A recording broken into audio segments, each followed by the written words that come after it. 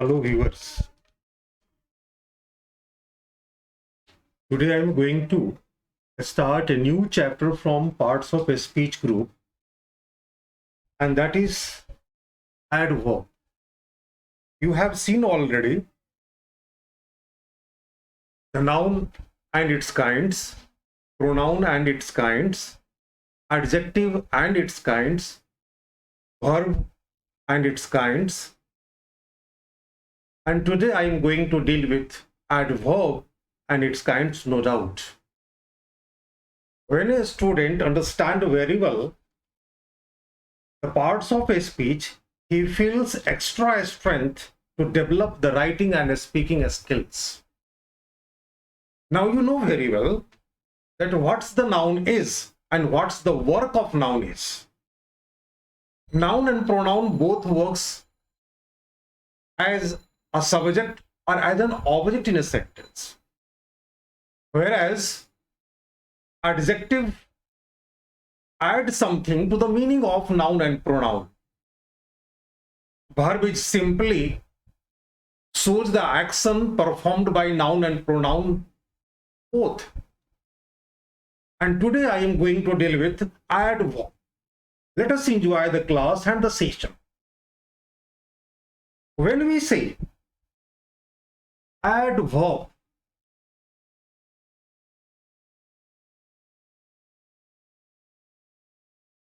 it's quite simple to understand. बड़ी आसान है इसको समझना, लेकिन समझने से पहले मैं आपके साथ ये बात रखना चाहूंगा, क्योंकि अंग्रेजी भाषा आपको लिखने और बोलने की स्वतंत्रता देती है। आप सेंटेंस को बोल तो लेते हैं, लिख भी लेते हैं, लेकिन सेंटेंस को सुंदर और आकर्षक बनाने का जब काम करना पड़ेगा आपको, तो वहां पर निश्चित रूप से आपको दो पार्ट्स ऑफ स्पीच याद रखना होगा। पहला एडजेक्टिव और दूसरा एडवर्ब, क्योंकि सुंदर और आकर्षक सेंटेंस बनाने में एडजेक्टिव और एडवर्ब का महत्वपूर्ण स्थान है। आपके पास जितनी मात्रा में मस्तिष्क के अंदर एडजेक्टिव होगी, एडवर्ब में कन्वर्ट करना उन सारे एडजेक्टिव्स को आसान होगा। आज हम लोग इन्हीं सारे विषयों पर बात करेंगे। Late us see what is adverb. अगर हम लोग एडवर्ब का संधि विच्छेद करें तो कुछ ऐसा बनेगा, आपको समझने में आसानी होगी। Ad plus verb. आप सहज अनुमान लगा सकते हैं कि वर्ब किसे कहते हैं। एड मीन्स जोड़ना और वर्ब मीन्स क्रिया। क्रिया में जो कुछ जोड़ा जाए, यानी क्रिया की जो विशेषता बतलाता हो, उसे हम एडवर्ब कहते हैं। वह शब्द जो वर्ब की विशेषता बतलाता हो, उसे हम एडवर्ब कहते हैं। It's quite simple. एडवर्ब आमतौर पर किसी एडजेक्टिव के साथ, यदि एडजेक्टिव के साथ हम एलवाई को जोड़ दें तो वह एडवर्ब बन जाता है। यह बात वैसे ही हो गई जैसे किसी एडजेक्टिव के साथ हम अगर नेस को जोड़ देते हैं तो वह हमारा नाउन बन जाता है। मैं बात कर रहा हूं एडवर्ब की। एडजेक्टिव में सिर्फ एलवाई जोड़ देने मात्र से एडवर्ब बन जाता है। ऐसा 100% नहीं, ऐसा लगभग 70-80% एडजेक्टिव के साथ आप चाहें तो कर सकते हैं। सवाल उठता है कि एडवर्ब किसे नाम दे रहे हैं, तो जो वर्ब की विशेषता को बतलाने का काम करता। इतना ही नहीं, अगर इसको आप डिफाइन करना चाहें तो हम लिख सकते हैं कि an adverb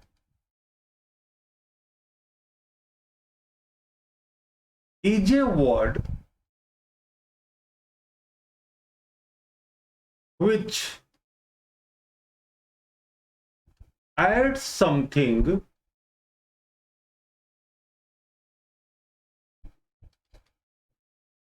to the meaning of verbs and tells us where the thing is done, when it is done, and how it is done. Just try to understand. Adverb क्या है? तो एडवर्ब एक शब्द है जो कि वर्ब के meaning में कुछ जोड़ता है और हम लोग से बताता है कि कहां पर क्रिया का संपादन हुआ, कब क्रिया का संपादन हुआ और कैसे क्रिया का संपादन हुआ।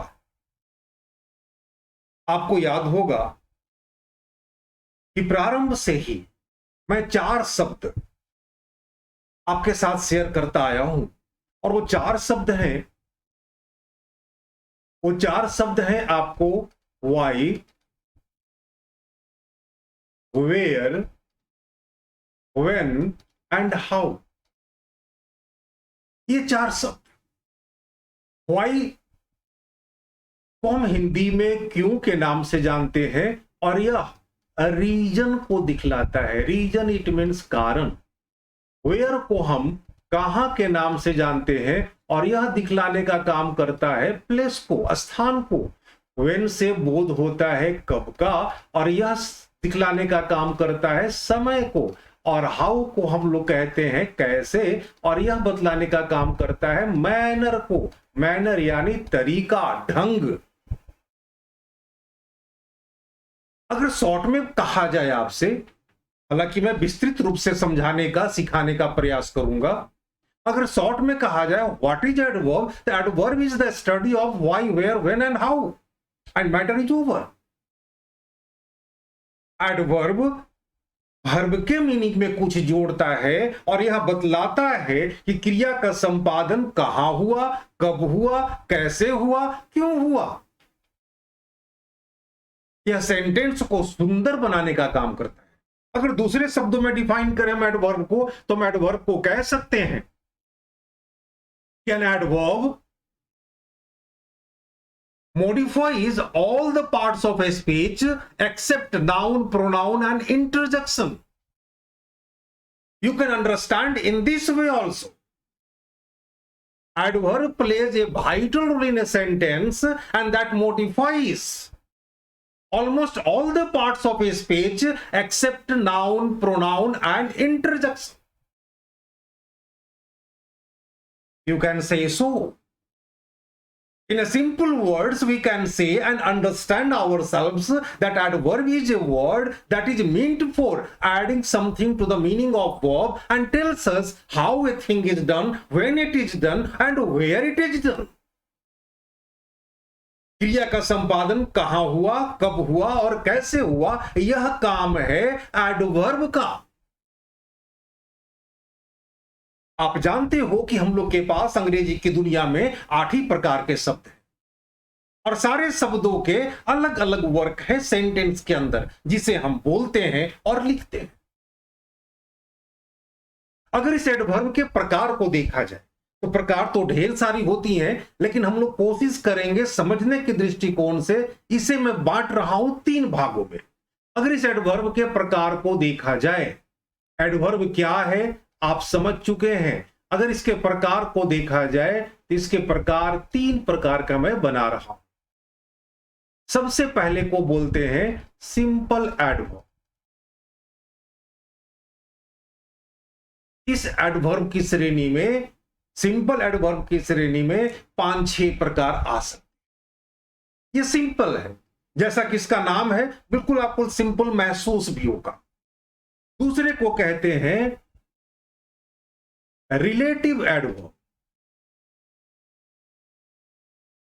जैसा कि आपने पढ़ा था relative pronoun.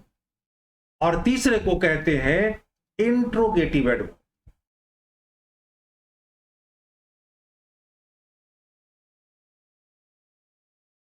What is adverb? Adverb is a word that adds something to the meaning of verb and tells when the thing is done, where it is done and how it is done. What is adverb? Adverb modifies almost all the parts of a speech except noun, pronoun, and interjection. What is adverb? In short, you can say adverb is the study of why, where, when, and how. जितने भी adverb के प्रकार को हम लोग सीखेंगे उसमें आपको 4 शब्द देखने को मिलेंगे, why, where, when and how. जब भी आपको किसी वाक्य में व्हाई मिल जाए, वेयर मिल जाए, व्हेन मिल जाए और हाउ मिल जाए, कहने का तात्पर्य यह है कि यदि वाक्य में आपको तरीका को दिखलाना है तो एडवर्ब यूज करना होगा, समय को दिखलाना है एडवर्ब यूज करेंगे, स्थान को दिखलाना है एडवर्ब को यूज करना होगा, और कारण को बतलाना है तो एडवर्ब को यूज करना होगा। कैसे? Let us see simply. As you know very well that simple, in the category of simple adverb we have 6 or 7 kinds. सबसे पहले हम लोग सिंपल एडवर्ब को सीखते हैं, उसके बाद रिलेटिव को, उसके बाद इंट्रोगेटिव एडवर्ब। सिंपल एडवर्ब की श्रेणी में सबसे पहला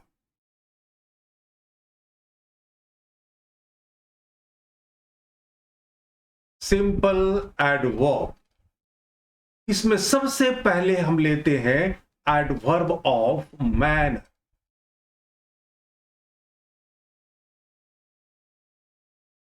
it's easy to understand.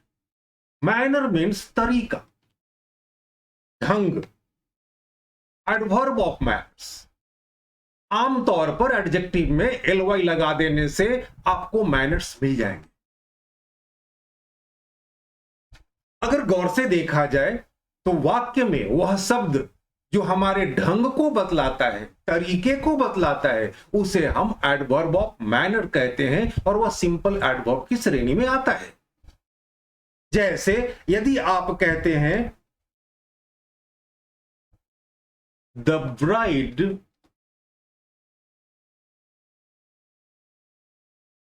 Walks gracefully, या आप कहते हैं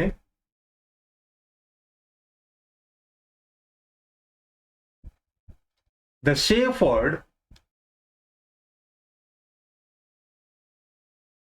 shouted loudly for help। अब इन दोनों वाक्य में ब्राइड यानी दुल्हन, दुल्हन का चलने का तरीका क्या है? तो ग्रेसफुली है। तो ये ग्रेसफुली चलने के तरीके को मॉडिफाई कर रहा। तो हमारा ग्रेसफुली यहां पर कौन सा एडवर्ब कहा जाएगा? Adverb of manner. The shepherd shouted loudly, shepherd गड़ेड़िए ने चिल्लाया। उसका चिल्लाहट कैसी थी? तो लाउडली था, बहुत ऊंची आवाज में था, सहायता के लिए चिल्लाया। तो ये लाउडली जो है किसकी विशेषता बतला रहा है? तो लाउडली विशेषता बतला रहा है वर्ब साउट की। तो वह शब्द जो वर्ब की विशेषता को बतलाते हुए मैनर को बतलाता है उसे हम कहते हैं एडवर्ब ऑफ मैनर्स। और आमतौर पर एलवाई जोड़ देने से एडवर्ब ऑफ मैनर्स का निर्माण हो जाता है। सिंपल एडवर्ब की श्रेणी में दूसरे एडवर्ब को समझते हैं, दे आर सो इजी। दूसरे को कहते हैं एडवर्ब ऑफ टाइम। यह बताने की जरूरत अब नहीं रही, टाइम से आपको समझ में आ चुका होगा कि वह शब्द जो समय को दिखलाता हो उसे हम एडवर्ब ऑफ टाइम के नाम से जानते हैं। जैसे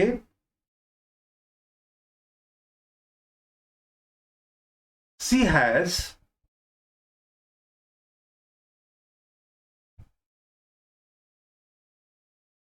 already done it। जैसे soon after you left he arrived। इस दोनों वाक्य में कहां पर समय को दिखलाया जा रहा? तो आपको साफ साफ दिख रहा है ऑलरेडी। उसने पहले ही इसे कर लिया है, समय को बतला रहा। सून आफ्टर यू लेफ्ट, जैसे ही तुम वहां से छोड़े, ही अराइव्ड, जैसे ही तुम वहां से चले गए, वह पहुंचा, समय को दिखला रहा है। तो हमारा सून आफ्टर ऑलरेडी ये कौन सा एडवर्ब कहलाएगा? ये कहलाएगा हमारा adverb of time. Adverb of time को दिखलाने के लिए आप इस्तेमाल कर सकते हैं कुछ शब्दों को, जैसे आप ले सकते हैं आफ्टर, टाइम को बतलाता है ये, ago, early, late, now, then, today, tomorrow, recently, shortly. ऐसे शब्दों को आपने अनेकों बार लिखने और बोलने में प्रयोग किया है। ये किस प्रकार के शब्द हैं? ये सारे शब्द एडवर्ब ऑफ टाइम के नाम से जाने जाते हैं, क्योंकि वाक्य में यह टाइम को दर्शाता है, इसलिए हम इन्हें एडवर्ब ऑफ टाइम्स के नाम से जानते हैं। तीसरे को हम लोग सीखेंगे और वह जाना जाता है सिंपल एडवर्ब की श्रेणी में, adverb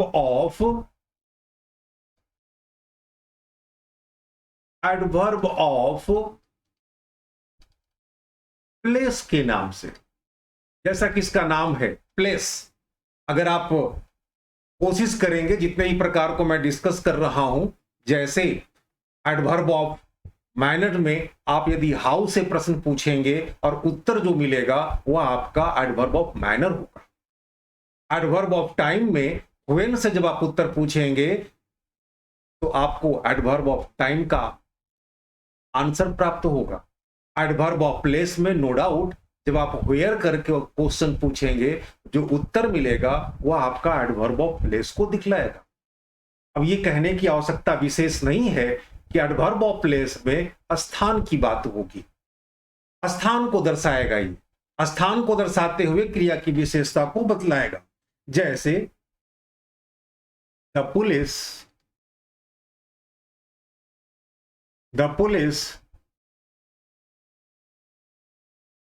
would find him nowhere। जैसे मार्च forward,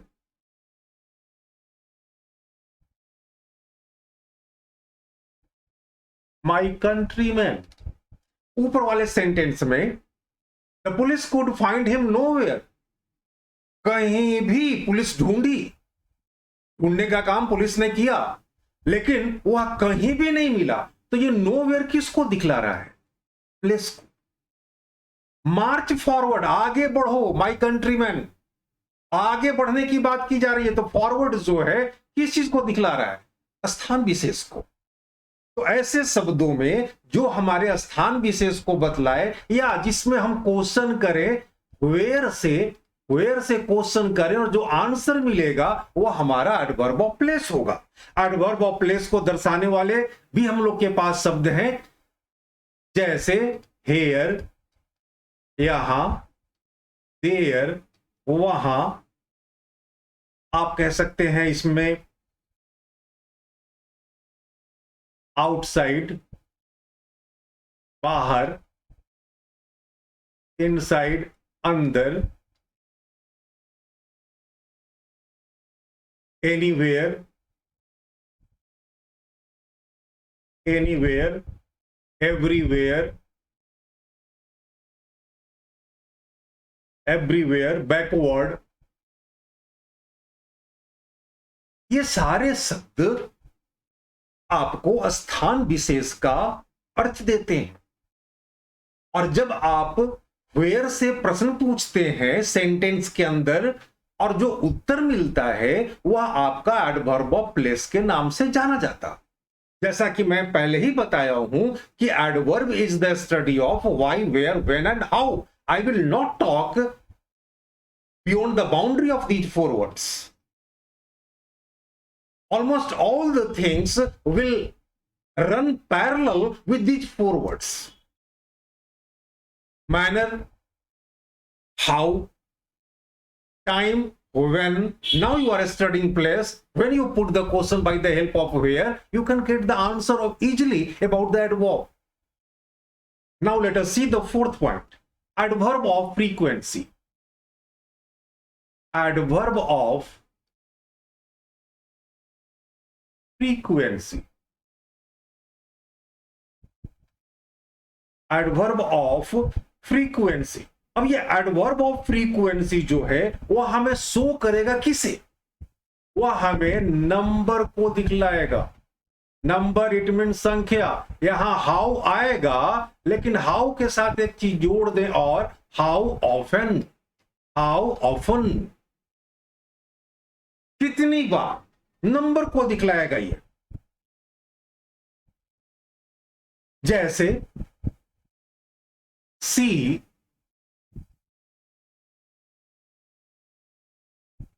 seldom goes out at night. seldom, कभी कभी। जैसे she often comes to see me. अब ये एडवर्ब ऑफ फ्रीक्वेंसी बारंबारता को बतलाता है, यानी कोई भी काम कितनी बार हुआ, क्रिया की विशेषता को बतलाते हुए ये बतलाने का काम करता है कि कितनी बार। How often. She seldom goes out at night, वह रात में कभी कभी बाहर जाती है। She often comes to see me, वह मुझे प्रायः देखने के लिए आती है। प्रायः से मतलब है लगभग लगभग प्रतिदिन। तो ये मात्रा को बतला रहा है, फ्रीक्वेंसी को बतला रहा है। तो ऐसे एडवर्ब को हम एडवर्ब ऑफ फ्रीक्वेंसी के नाम से जानते हैं। और जब आप हाउ ऑफन करके प्रश्न पूछेंगे और जो उत्तर आपको प्राप्त होगा वह आपका एडवर्ब ऑफ फ्रीक्वेंसी के नाम से जाना जाएगा। अगले एडवर्ब को देखते हैं। These are very simple to understand. Fifth को हम जानते हैं, हम लोग सभी सिंपल एडवर्ब में ही देख रहे हैं। फिफ्थ को जानते हैं एडवर्ब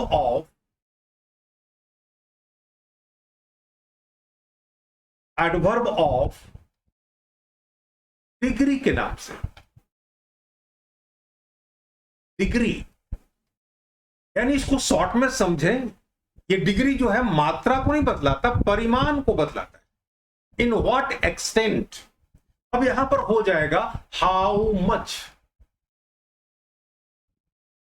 हाउ मच ये मात्रा को बतलाएगा। और आपको पता है कि मच का प्रयोग जब भी हम करते हैं तो अनकाउंटेबल के साथ करते हैं, अनकाउंटेबल नाउन के साथ करते हैं। ये मात्रा को, परिमाण को बतलाने का काम करता है हाउ मच। जैसे हर इंफॉर्मेशन is perfectly true, या the job is almost complete।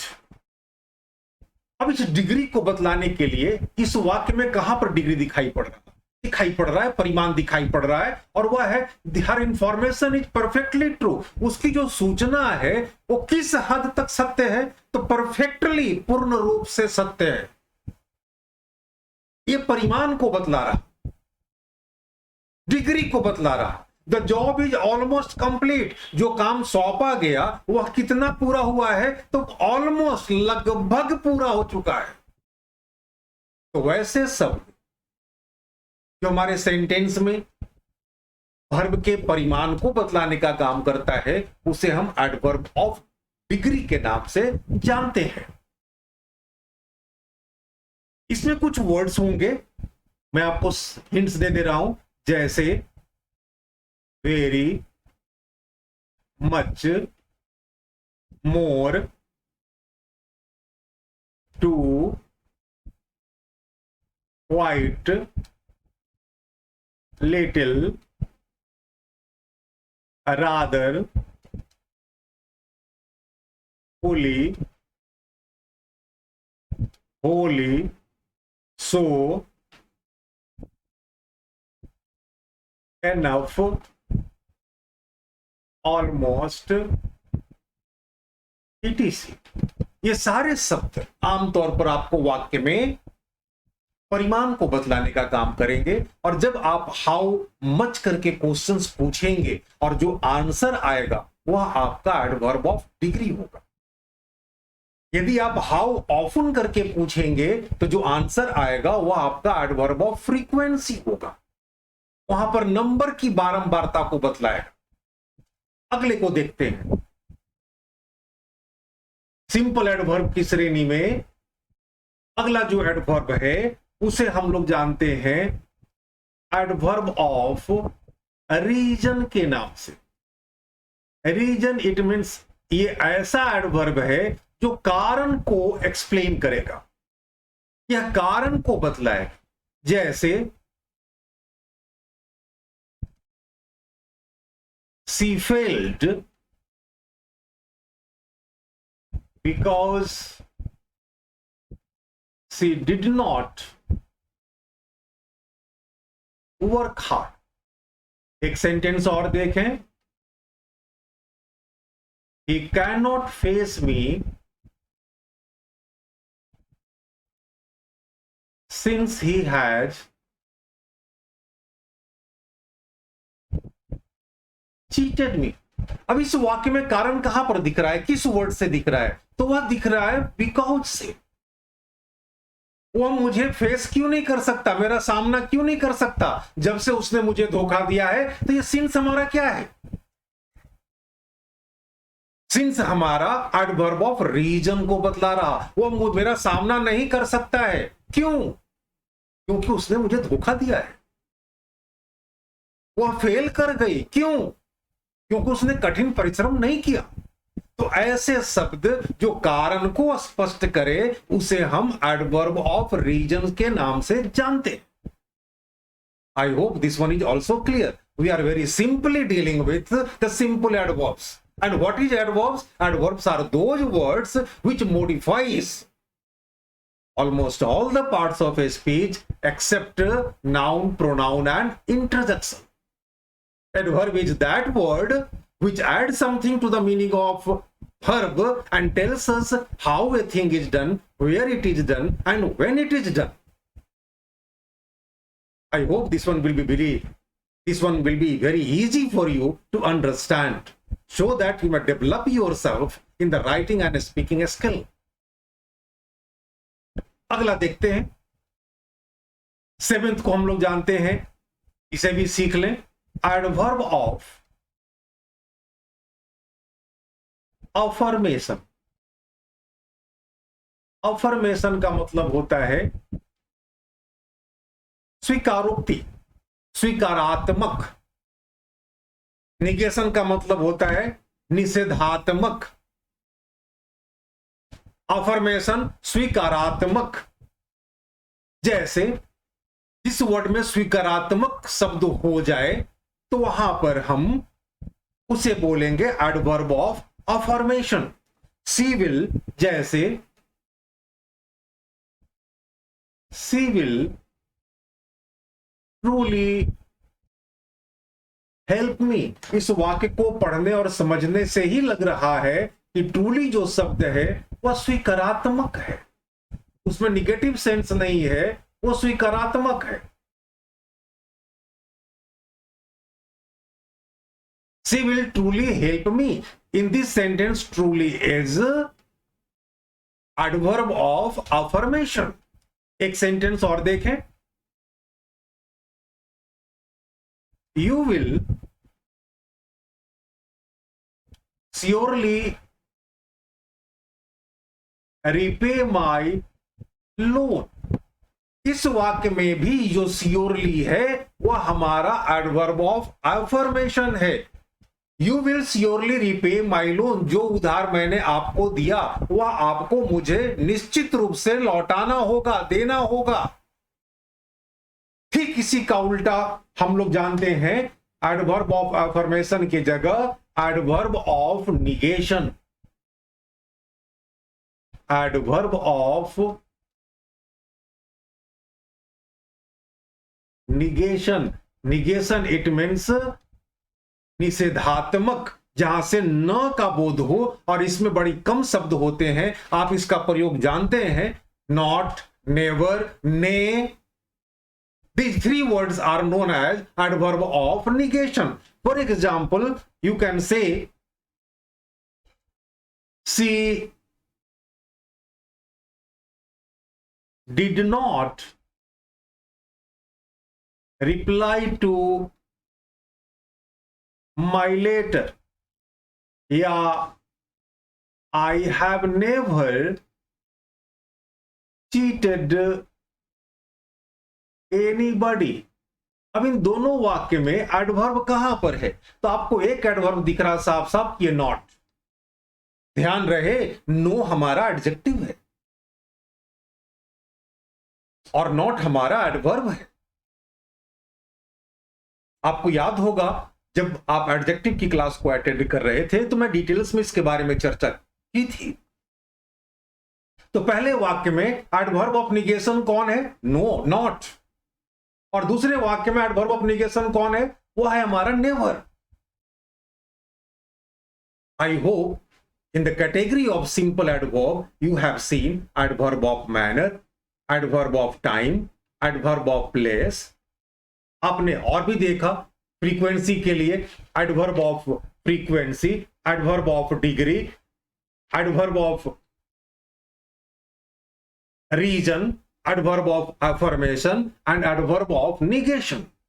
These all are from the simple adverb. And as I told you that adverb is the study of why, where, when, and how. You can judge it. Every sentence you can judge. When you put the question by the help of why, where, when, and how, you will certainly get the answer, and that particular word will be your adverb. Although mostly adverbs are formed by the help of adding ly in adjective. Let us see the next one, the second one. Second one is known as relative adverb. But before doing the relative adverb, one question arises in my mind regarding the number, regarding the frequency, where we were talking about the number. In English, when you say 2, that is adjective. When you say 3, that is adjective. When you say 4, adjective. 10, adjective. 100, adjective. 1000, adjective, because they are number. But when you say twice, this is adverb. 2, adjective. Thrice, adverb. 3, adjective. 4 times, from here use times. 4 times, adverb. 4, adjective. 5 times, adverb. 5, adjective. 100 times, adverb. 100, adjective. 1000 times, adverb. 1000, adjective. This one is the basic difference between adjective and adverb regarding its number. In the category of adverb of number, when you use the counting words, if they are simply 2, 3, 4, 5, 10, 20, 100, they are adjective of number. But when you say twice, thrice, 4 times, 10 times, 100 times, 1000 times, that is adverb, adverb of number. I hope this simple confusion, it will be removed from the brain of yours. Now let us see relative adverb, the second one. When we say relative adverb, again we have 4 words: why, where, when, and how. 4 ही शब्द हैं जो relative adverb में आते हैं. ये बात अलग है कि हाउ से हम और भी वर्ड्स को एडजेक्टिव का प्रयोग करके तैयार कर लेते हैं, जैसे how old, how long, how much, how many. तो हाउ के साथ आप एडजेक्टिव को लगाकर जितने भी सेंटेंस का निर्माण करेंगे वह सब इसी श्रेणी में आएगा। These four words are used in a sentence to relate the verb. जिस तरह से रिलेटिव प्रोनाउन में आपने सीखा था who, which, that, such as, what इत्यादि को, ठीक उसी तरह से रिलेटिव एडवर्ब की दुनिया में हम लोग के पास 4 शब्द हैं जो कि क्रमशः बतलाते हैं मैनर को, स्थान को, समय को और कारण को। By the help of 4 examples, you can understand it easily. Let us see the example. For example, please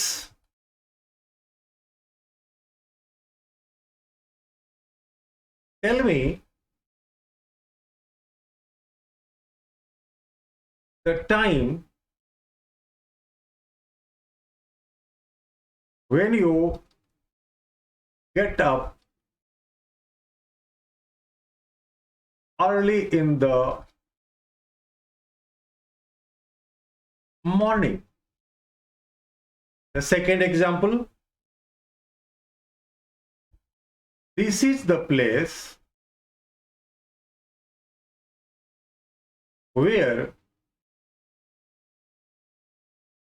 Gandhi ji was shot dead. Third,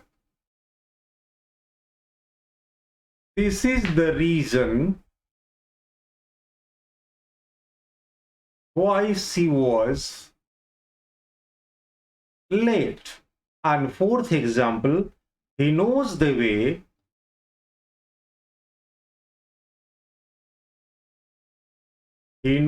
way how a car is driver. जैसा कि मैंने आपसे कहा, आमतौर पर रिलेटिव प्रोनाउन में ठीक relative pronoun के पहले नाउन का आना जरूरी होता है, ठीक वैसे ही रिलेटिव एडवर्ब में वर्ब का आना जरूरी होता है। लेकिन आप देख लें कि जहां पर मैंने वेयर का प्रयोग किया है उसके पहले एक नाउन आया है। वह नाउन क्या है? वह नाउन वर्ब का एंटीसीडेंट है। एंटीसीडेंट को बोलते हैं पूर्ववर्ती। वह नाउन का एंटीसीडेंट है, आप ऐसे भी प्रयोग कर सकते हैं। This is the please tell me the time when you get up early in the morning. यहां पर आपका एडवर्ब कहां है? तो आपका एडवर्ब है व्हेन। और ये किस चीज के बारे में बतला रहा है? तो समय के बारे में। तो ऐसे जब दो वाक्यों को जोड़ने का काम करेगा तो उसे हम रिलेटिव एडवर्ब के नाम से जानेंगे, वह प्रश्न नहीं बनाएगा। ठीक उसी तरह से this is the place where Gandhi ji was shot dead. अब यहां पर वेयर किसके बारे में चर्चा कर रहा है? तो उस स्थान के बारे में चर्चा कर रहा है जहां गांधी जी को गोली मारी गई थी। स्थान को बतला रहा, एडवर्ब है ये। This is the reason why she was late. कौन सा कारण था जिसके कारण वह लेट हो गई? कारण को बतला रहा, यही वह कारण है, कारण को बतलाया जा रहा, इसलिए यह व्हाई हमको कारण को दिखला रहा है। एडवर्ब है, रिलेटिव एडवर्ब है, क्योंकि दो वाक्यों को जोड़ने का काम कर रहा। He knows the way how a car is driven। Car को कैसे चलाया जाता है वह सारे तरीके को जानता है, यानी हाउ मैनर को बतला रहा, तरीके को बतला रहा, ढंग को बतला रहा। रिलेटिव सेंटेंस, रिलेटिव एडवर्ब में दो वाक्यों को जोड़कर यदि स्थान के बारे में बतला दे, समय के बारे में बतलाए, कारण के बारे में बतलाए, तो वैसे एडवर्ब को हम रिलेटिव एडवर्ब के नाम से जानते हैं। और यही 4 शब्द हैं महज, why, where, when, how.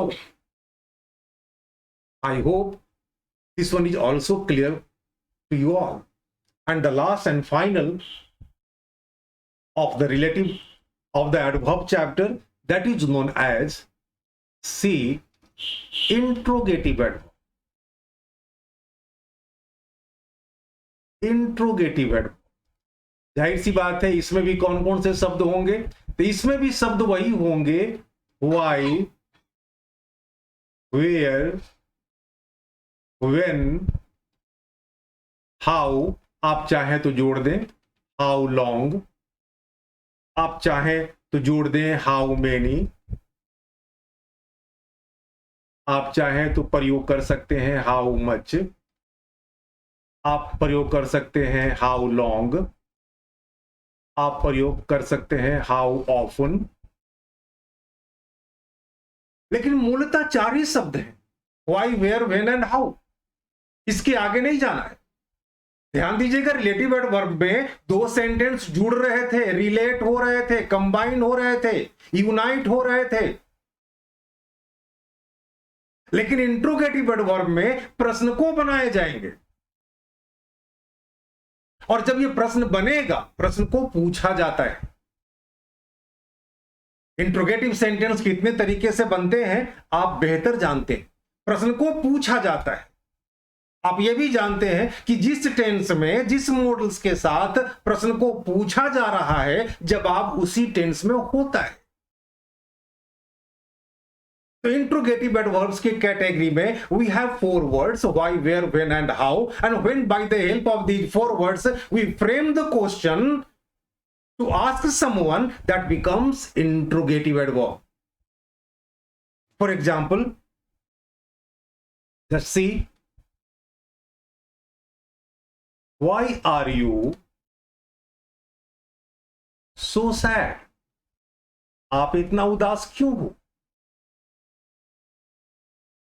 How are you feeling these days? इन दिनों आप कैसा महसूस कर रहे हो? Where has Mohan gone? Mohan कहां गया है? When do you stop working at night? आप रात में कब काम समाप्त करते हो? इन चारों सेंटेंस में मैंने इस्तेमाल किया why, how, where and where and when को।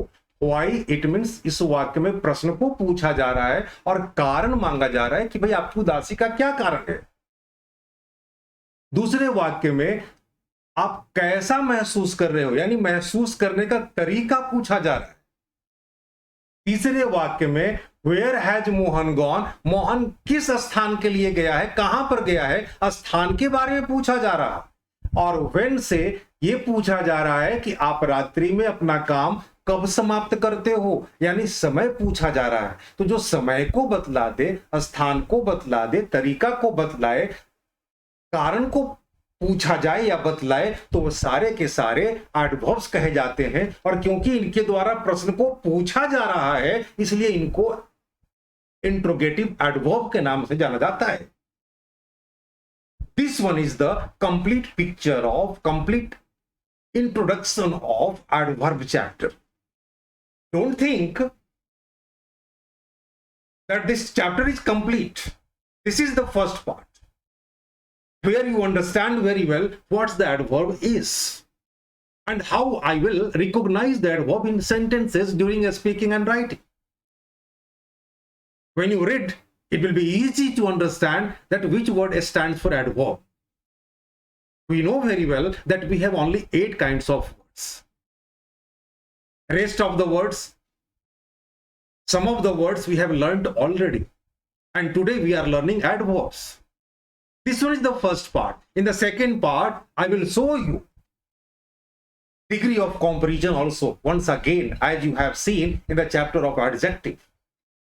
And you will also get the important hints from some typical words of adverbs that is very helpful for the formation of sentences in our speaking and writing. Till then, good wishes to all of you. Thank you very much.